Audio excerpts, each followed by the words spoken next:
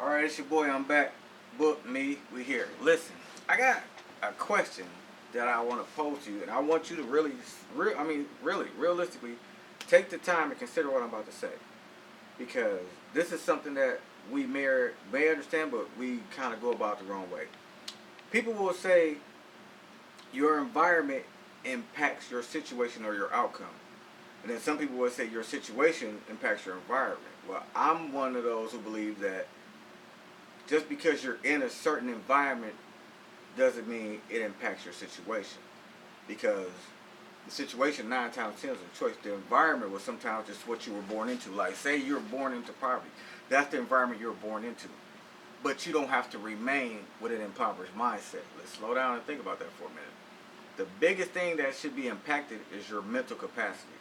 Your physical capacity may be impacted, your ideals may be impacted, but your personal mental capacity doesn't have to be impacted. So the environment itself doesn't actually dilute the situation or prosper the situation, if you grasp what I'm saying. A perfect example. Okay. 3 of my sons live with me at different points in time. 2 of them lived with me at one time for a while. Now, the environment that I created for one was one I thought was worthwhile. One was healthy. One was uplifting, encouraging. Tried to talk to him somewhat. I ain't gonna say I was the best dad or whatever else, but my objective was to create an environment where they didn't need or want for too much. They don't have to worry about, but they still have their own independence, their own identity. Well, those 2 boys both took 2 different paths. One went left, one went right. One had got himself into mischievous trouble. One like, hey, I see what he's doing. I'm not gonna do that. So what I'm saying is the environment didn't impact the situation. Their choices impacted their own personal situations, if that makes sense. Because we can all be the same environment. I mean, perfect example, like me and the guys I grew up with, we all grew up as we so-called the hood. You know, we all grew up there together. But everybody took different paths. Like, I went to prison. There's a couple others that went to prison. Some who've never been to prison. Some who've never been to jail. Some who went to college. Some who've just worked all their lives. Some who've done things that and never got caught for it. But my thing is, we grew up in the same environment, but our situations were because of what we decided to go after, what we decided to choose. What I'm saying is, don't blame your environment for your situation. Don't get me wrong. You growing up in a house, and there ain't no food, ain't no clothes on your back, ain't nothing coming in, you're going to start blaming the environment. But what I've discovered is this. I know guys who grew up starting off like that, but usually, I ain't gonna say all the time, because this is I'm going out on a limb here. A lot of times they still had a family member or someone that was willing to reach out for that child or for that individual, or to be a help in some form or fashion, because usually it's family first, but a lot of times it ain't family. I know people who grew up in households that weren't their mother or their father. They're just someone in the neighborhood who didn't want to see them impacted in a wrongful situation at all times. They wanted to see them encouraged. They wanted to see them lifted up. They wanted to see them breathing a new life into themselves, so they would breathe life into them. Now, this is the thing about it. They didn't leave the community. They didn't leave the neighborhood. So, in other words, they didn't leave the environment. They just left that situation. You get what I'm saying? The environment outside of that household was one of, we in the hood, everybody ain't got it good, but some people know how to make what you have work. My little sister, I've seen her watch her before she had 3 kids, she had 2.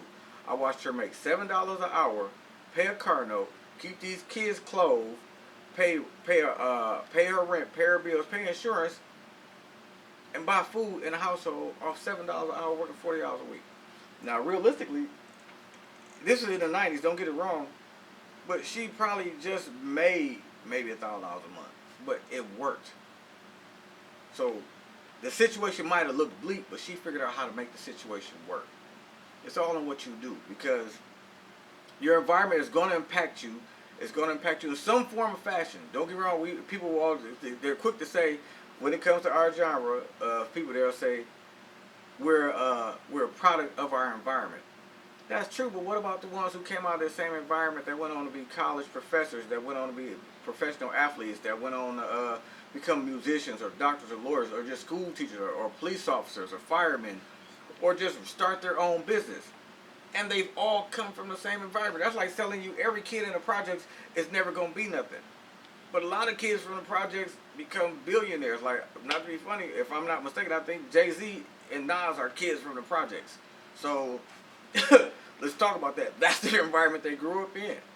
So nobody said they didn't get out or they didn't hustle or do whatever else, but they didn't let that environment dictate how they're going to live their life. So in other words, the situation that was a part of the environment didn't diffuse them and didn't take their fire away from being something that they wanted to be.